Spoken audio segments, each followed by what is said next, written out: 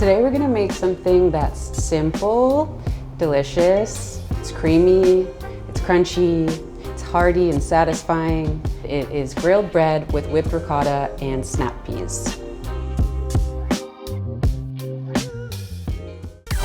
I'm Erica, and I'm a professional cook, culinary producer, and recipe developer based in Los Angeles. My approach to working with food is about prioritizing seasonal and organic ingredients, making room for creativity and play, colorful, tasty, and time-friendly, with tips and tricks for everything from how to substitute different ingredients to what to do with leftovers. I hope you'll enjoy them.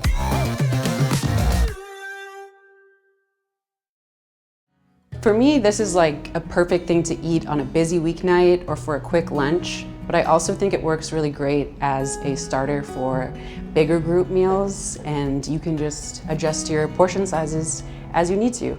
What I really love about this recipe is that it's extremely adaptable. If you're in the mood for something sweet, you can omit the garlic and salt from our ricotta mix, and you can, top your toast with ricotta and honey and some macerated fruit. If snap peas are tricky to find, you can also use something like preserved tomatoes or pickled eggplant with other herbs as well. Like, the options are really endless. Today we're doing it with snap peas. Aside from toasting some walnuts here, everything else will be cooked in one skillet, so it's simple and cleanup is gonna be a breeze. One of the most important things here are our snap peas. And one of my favorite activities on a Sunday morning after coming home from the farmer's market is snapping the peas, because it's very soothing for a Sunday, and you just sit there, break off the end, pull down the peel, cut them up, give them a wash, and they're ready to go for whenever you want to use them throughout the week. And you can use them in stir fries, salads. Snap peas are essentially a cross between snow peas and regular peas. So you can eat them raw, and they're great. We've got a nice big bowl mixed here of dill and mint. That's gonna be for our snap pea salad. And we've got some lemons that will also be a part of that, and our whipped ricotta. So for that we need ricotta. We've got about a little over a cup in there. And you can always make extra ricotta, and it'll keep well in your fridge for up to like a week. And we've got some walnuts here, some honey and garlic, some fresh sourdough. This is just half of a loaf. You can also use country loaf or whatever bread you have on hand, really. We're just gonna slice it up into about almost an inch thick pieces. And then we've got our usual salt and pepper, and we've got our olive oil. Let's get our stove top going. We want it pretty high. Let's get some oil in there for our peas. And we will wait just for this to get hot, because we want to hear that sizzle when our snap peas get in, because we don't want to cook them for too long. We just want them to get a quick char, and then we're going to take them off heat right away. While we wait for our oil to heat up, we're going to start toasting our walnuts, just to give the dish a nice nutty balance. So for this, we don't want to go too high, because they'll burn pretty quickly.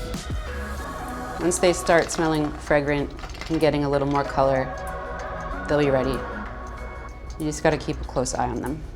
And something that you can also take note of is that if you are toasting something like walnuts, it's also really easy to do if you're going to do them in large batches, to keep them in jars around to have for sprinkling into other salads or for putting on desserts.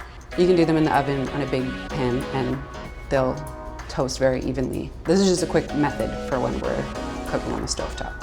Our oil feels hot. So we're gonna try to put these in an even layer. You wanna make sure they're dry, because if they're wet, the oil will be a little dangerous, a little too splattery for comfort. And we're gonna hit these with a little bit of salt. Maybe a pinch more. And we're kind of just gonna leave them like this for a second, unbothered, so that they get that nice, quick char. And then we'll check on them and take them off the heat.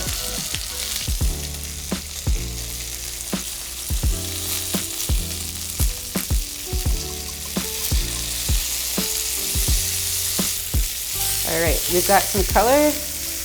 That's perfect. We're gonna take it off heat.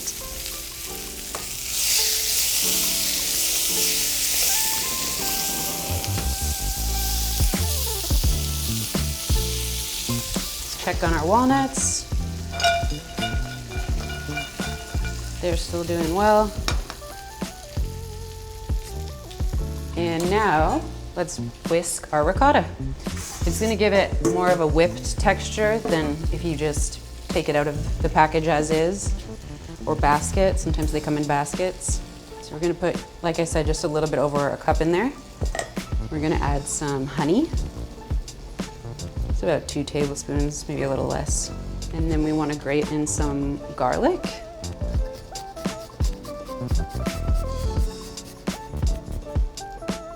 And I think 2 cloves is the right amount for this recipe. And then while we're using our grater, we're also gonna grate in some lemon zest.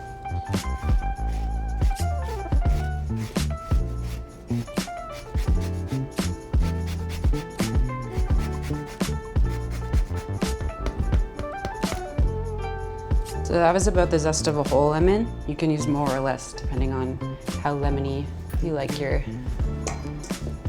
flavor profiles to be. Check on our walnuts again.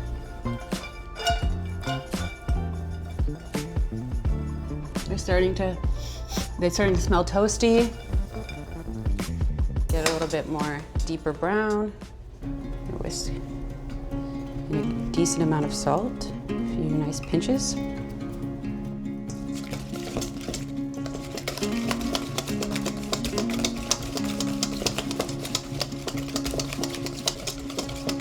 You'll see the difference from where we first started. It's looking a lot more creamy and spreadable. I would say always taste this as you go, as with everything. For me, that needs more salt.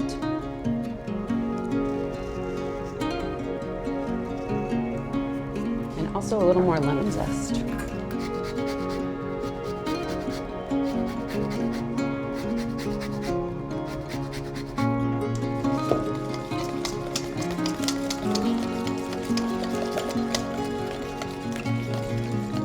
So give that one more taste.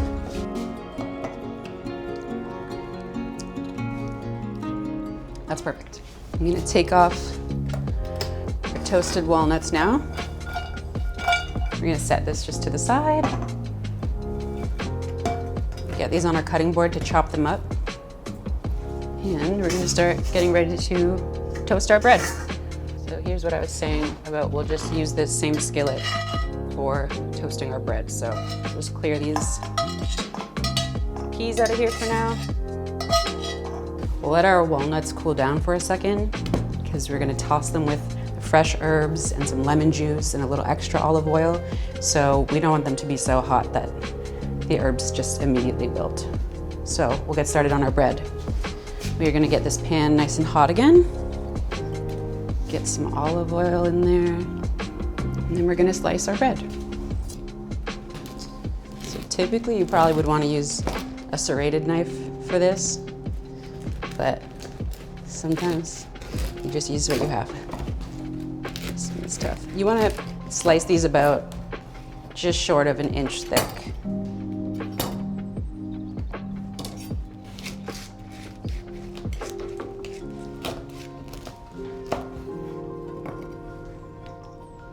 So we can get this in our pan with olive oil.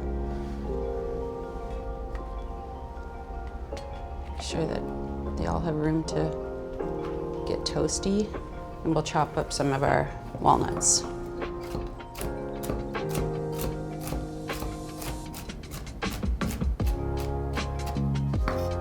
I think it's always nice to toast some, whether it's walnuts or almonds, slivers, slices, hazelnuts. Any bit of extra crunch for your salads, I think, is lovely to have on hand, so it's always worth making more. In this case, they're gonna get mixed in with our snap peas, which we will add some lemon juice to.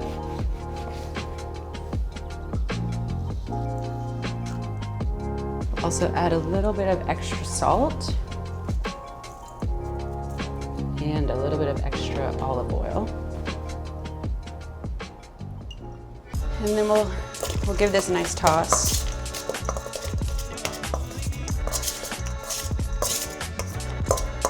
And we're gonna wait until the last minute to toss it with the herbs so that they stay as fresh as possible. The bread is starting to sizzle.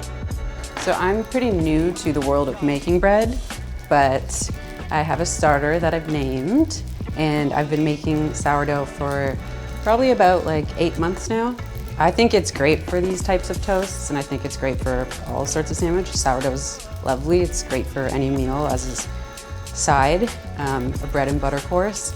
But yeah, you can make this with country loaf. You can make this with, the only bread I might not make it with is brioche because it's a little maybe too soft. I like grilling the bread instead of just popping it in the toaster because you get the flavor of the olive oil, you get a little char in some spots, and that kind of just matches with the rest of everything that we've put together for this.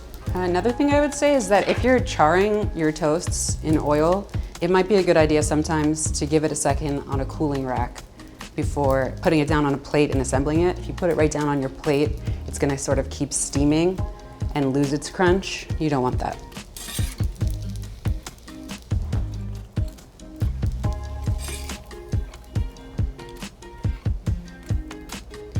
So now, you can see these are nice and golden. They've got the crispy, crunchy toast sound that everybody loves. So now it's time to assemble. We're gonna start by smearing a generous amount of our whipped ricotta onto each toast. You want it to be a good amount. And as everybody always says, crust to crust, you're gonna get all the nooks and crannies covered.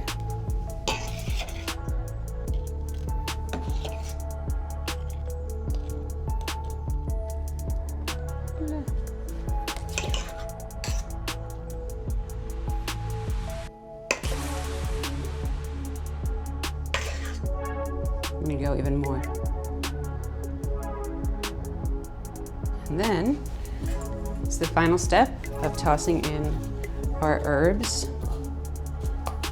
So our mint and our dill with the walnuts, the charred peas, lemon, olive oil. Okay, now we're going to generously top each toast with our beautiful peas, herbs, walnuts.